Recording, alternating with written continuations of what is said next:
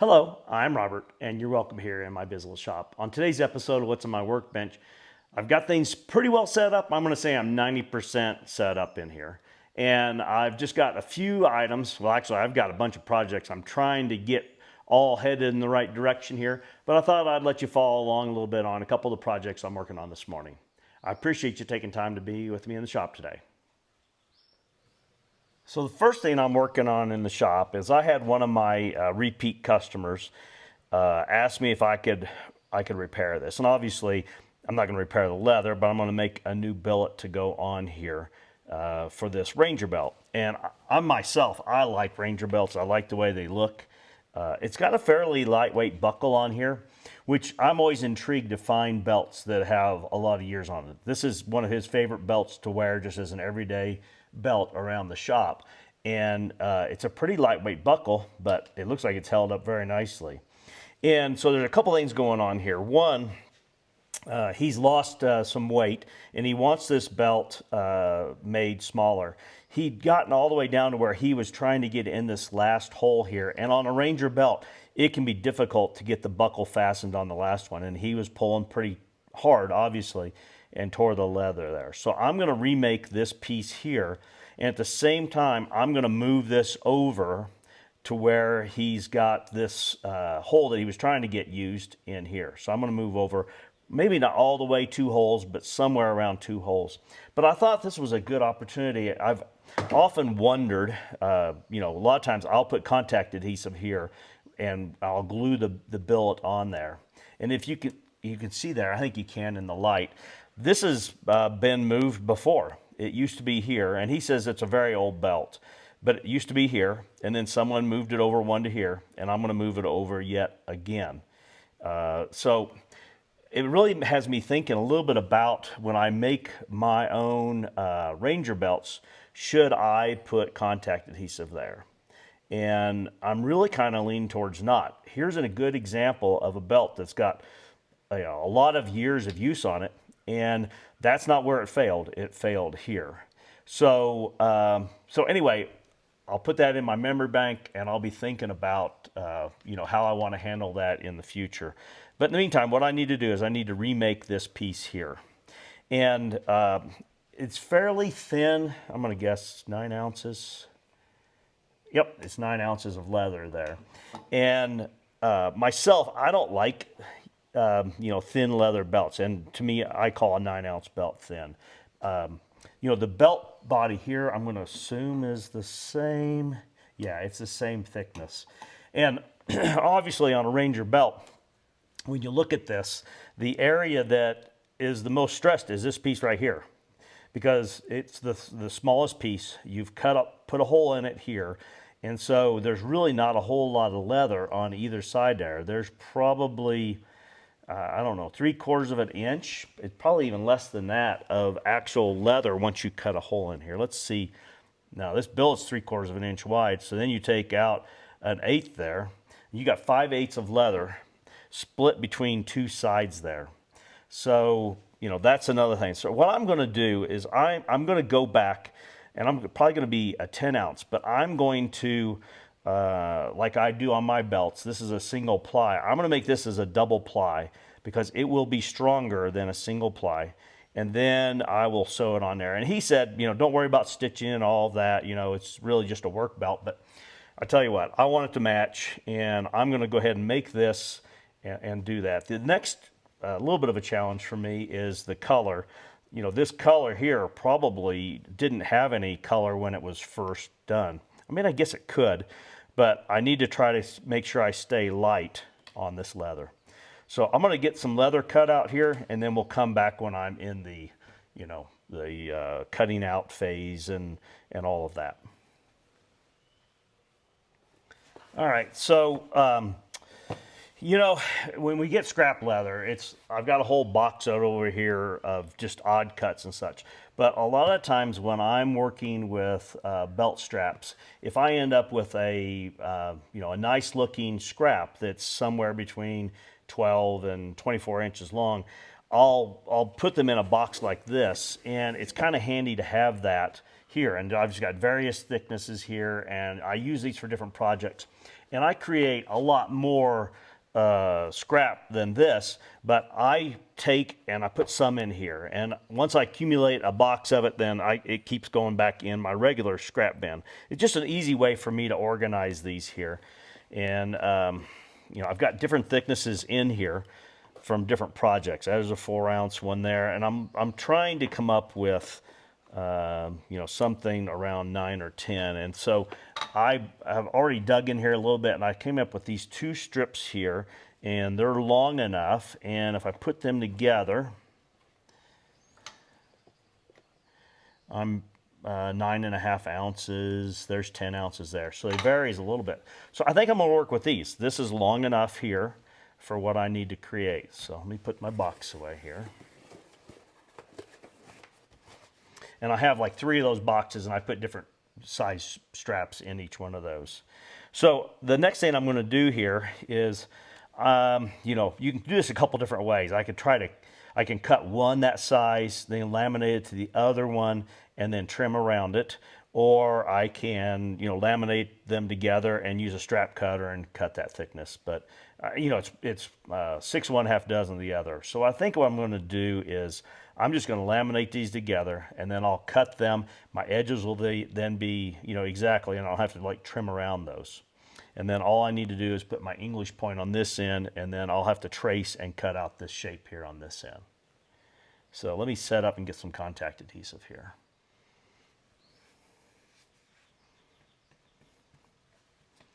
I keep some of those straps because I have been able to use them to make pet collars and, you know, some smaller pieces. But like I said earlier, it just, after a while you accumulate so much of that. And I've seen people, you know, trying to sell some of their, they call them shorts or shorties or whatever, you know, based off of obviously probably making belts and having a lot of those. And I've thought about trying to do that, and I've given some away to people that are maybe looking for things to practice on, or, you know, maybe they're making smaller items as well.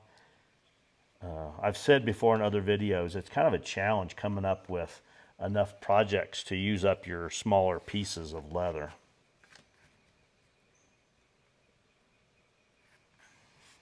So I'm going to go ahead and apply 2 coats of contact adhesive, letting it dry between those, and then I'm going to come back when we're ready to laminate this together.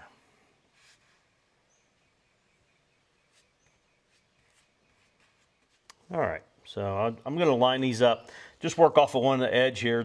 I think they're the same width, but if I just do that, it'll be fine. And I typically like to roll it over like this when I do it.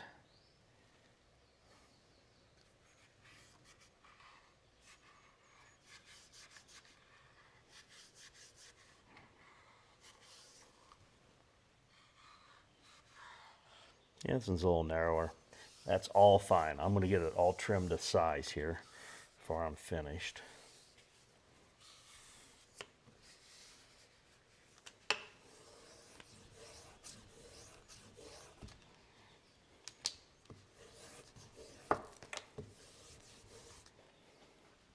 I got thinking, let me see if I can make that strap a little bit wider. Sometimes maybe it's not exactly the same size as that buckle.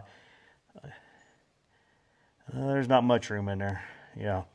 But I can make sure it's a full 3/4 of an inch wide. So the next thing I'm going to do, set this to 1 1/8 here on my strap cutter.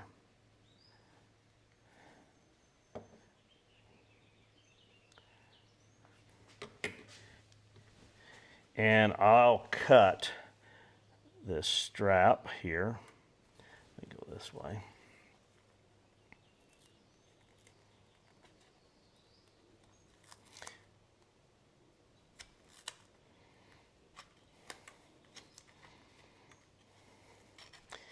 And I'm just going to pull this through and get it going. And in a sense, make one straight edge here. So I've got a nice straight edge on the billet. And now I'll set this to the 3/4 inch wide.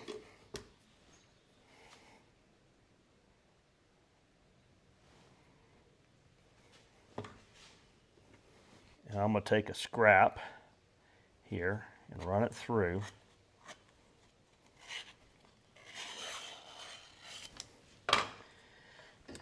And check my width. Yep. 3/4, maybe plus a hair, so that's good. I'll run this through again and I'll have my billet to the right size, or right width. Sometimes it's hard to get a hold of that.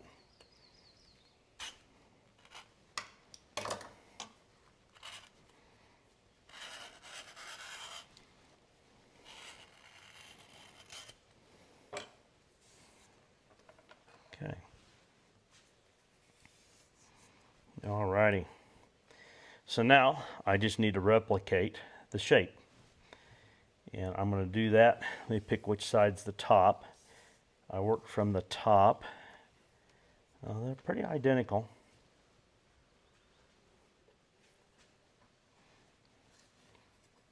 And I'll start off and cut my English point here. And I'll show you here. I'm not going to mark it first. I've got plenty to work with here, I think. Make sure. Yeah. One would think you could put this on here and eyeball it. Of course, now watch, I'll get a nice one this time here.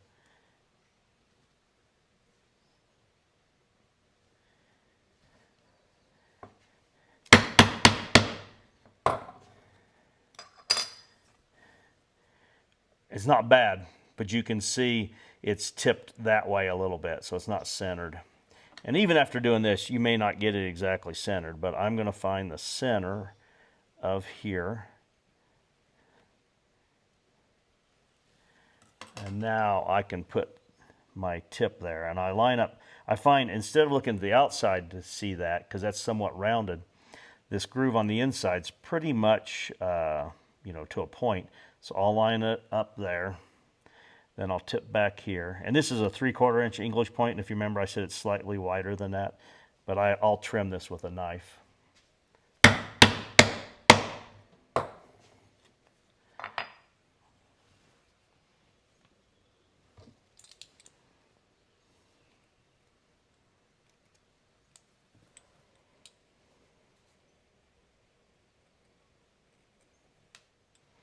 Okay, so now I've got the English point on here. I'll line this up here.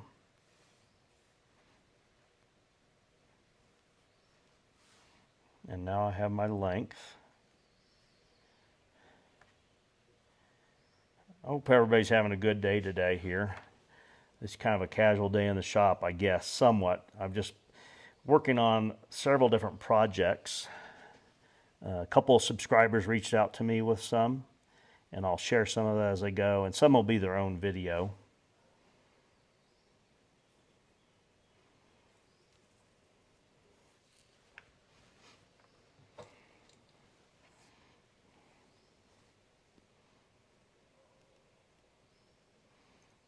The hardest thing I find in using a knife to cut this shape is you tend to lean like this because it's easier to see what you're doing. So I'm trying to get myself upright.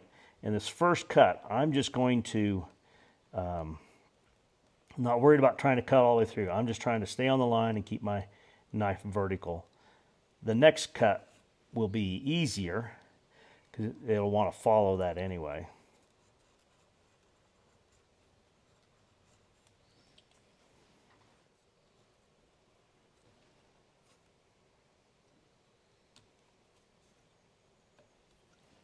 Okay.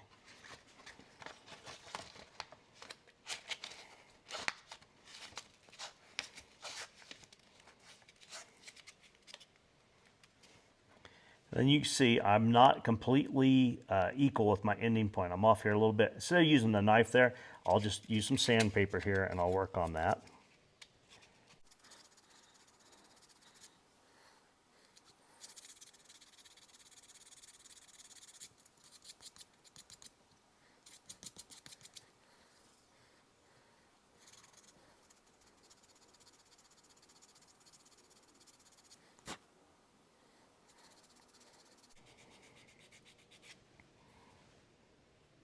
Okay, so I could next do my round over and all of that, but I think what I'm going to do is I'm going to go ahead and dye this.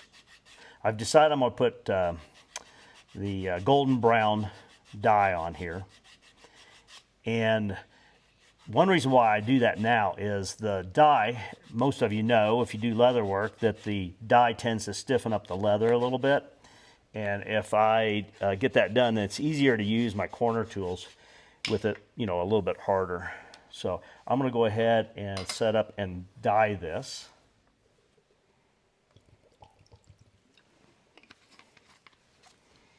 And obviously, a small piece like this, I don't need to dip dye it, but I like how it gets even on there.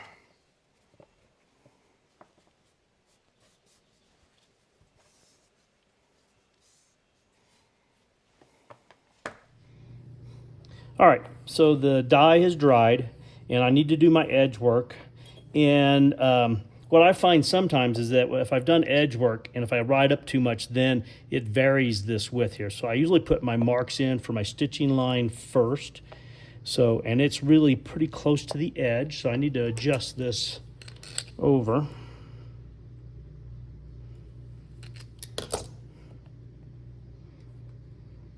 That looks pretty good there.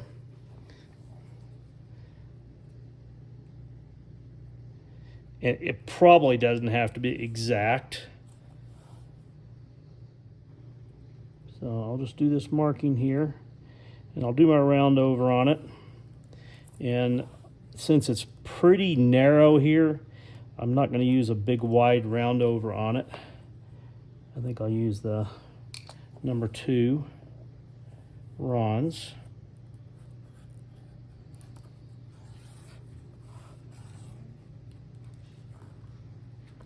I think that looks pretty good there.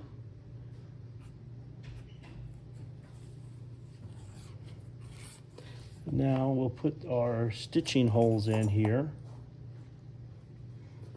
I'm going to use this set here that I purchased from Maker's Leather Supply.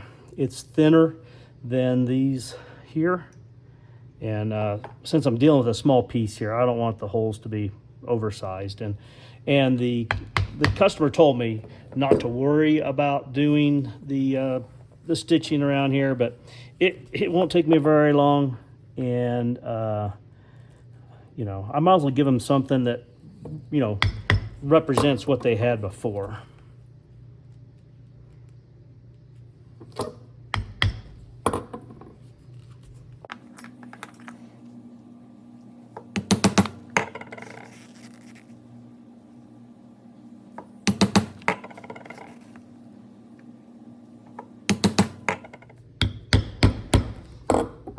Backways, I had someone say it looks like you tipped the stitching iron out, you know, quite a bit, and it is tipped out probably more than needs to be. But when I'm this close to the edge of the belt, I don't want my stitches to take a chance of coming out the side. And as long as you keep the tip the same, the angle the same, then your line's straight there. So if someone's going to go, looks like you're closer, I don't think they're going to do that. So I'm going to go ahead and finish up around here on this billet, and I'll be with you in a moment when we're on the stitching pony and I create this stitching pattern around here. We're moving this over some, if you remember, to accommodate some weight loss. And the thing I need to do is I found the center here using my wing divider, and I want to line this up, and we're not gluing this in place. So what I'll do is I will take my single tine here and I'll push it through there and line it up on here.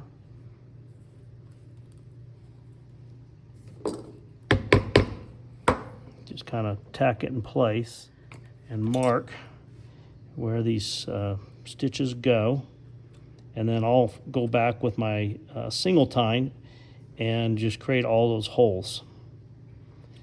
And I said we were going to meet at the stitching pony, and we will here in just a minute, but I forgot that I wanted to do this first, and I didn't want to skip it in my instructions here of how I'm doing it. There we go. So now I'll just go through here and create my holes, and I can see where the other ones are at.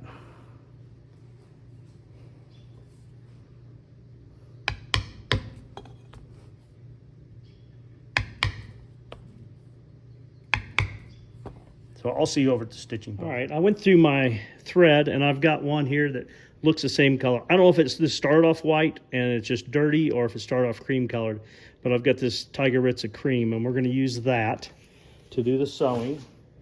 And I'm going to do all of this with one piece of thread. So instead of the normal 3.5 or 4 times the length, and on something like short like this, I would usually do 4. I'm going to double that. So I need 8 times the length. That'll give me enough to go all the way around this and just have one knot to finish off.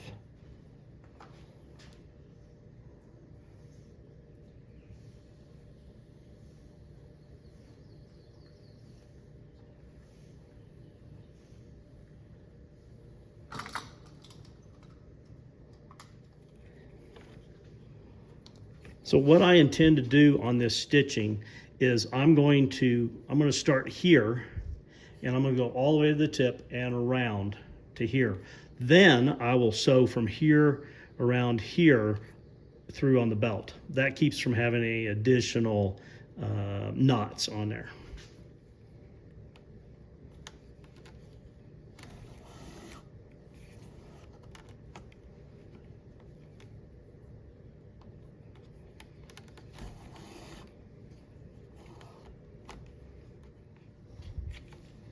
All right, so I've got my holes in here.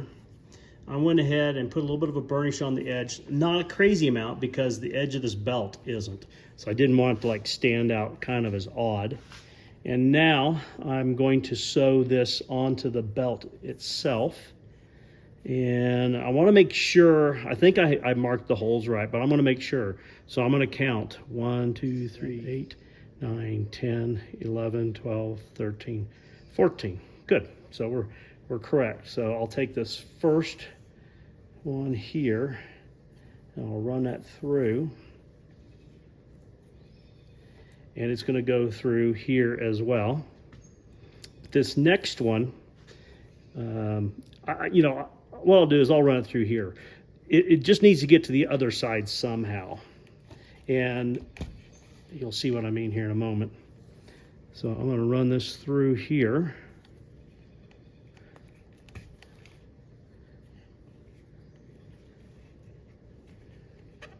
There we go. And now my saddle stitch will come through here. There we go.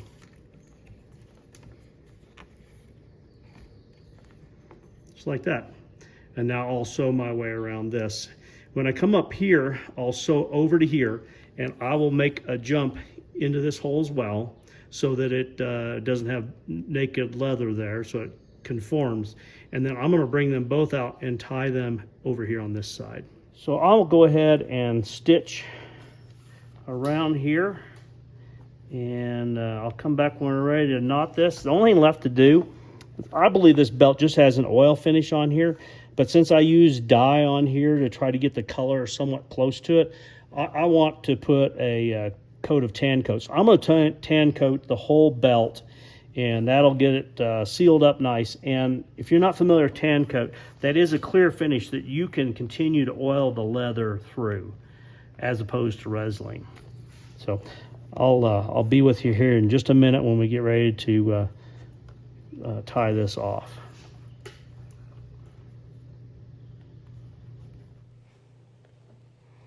All right, so I finished the stitching there, and now I'm going to come out here between these layers. That one's from the top.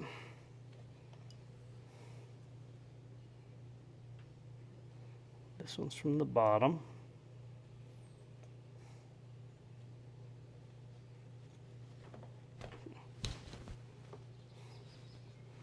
You can see I used plenty of thread. I'll just tie this off here.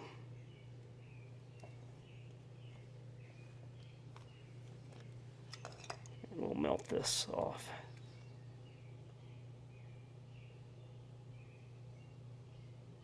And I've sent the note to the customer to let them know it was finished, asking if I could go ahead and oil the belt for them. And I mean, it's right here on the bench. It doesn't really use any quantity of oil. I'm not worried about the cost of it, but it will darken the leather, and I wanted to make sure before I did that that was fine. If not, I'll just put tan coat on here to seal it. All right, so the last thing I need to do now is to create the adjustment holes here. And they were, I was kind of surprised, they're 3/4 of an inch apart instead of an inch apart.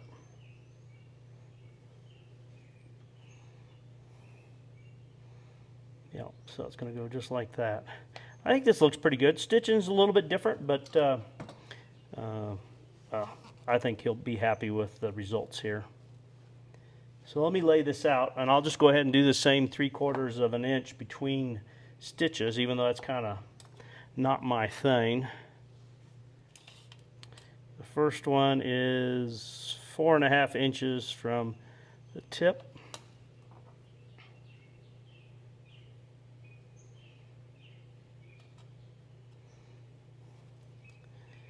So 4.5, 5.25, 6, 6.75, and 7.5.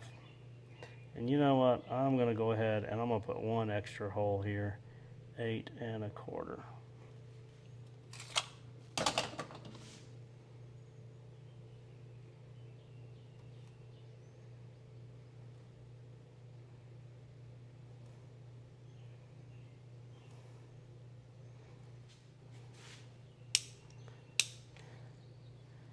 And let me look at this. I don't want to use any bigger hole than is needed for this buckle, because that's going to weaken this. These stitches will help strengthen that considerably.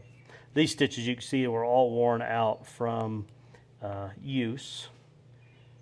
And these were tapped down in here to help protect them. And this is a much thicker weight stitch. Let's see here.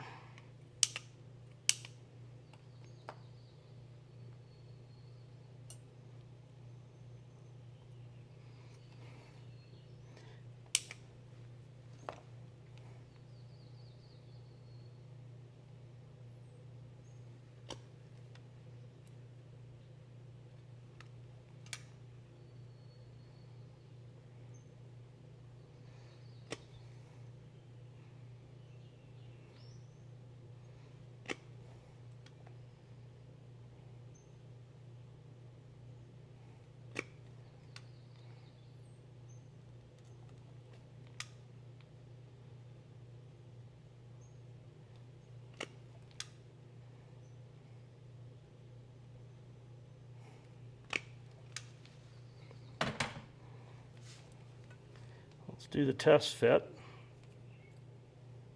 It's definitely got plenty of tongue in behind here at this point, doesn't it? That could be trimmed down some. I asked and he said it wasn't necessary, so we'll leave it.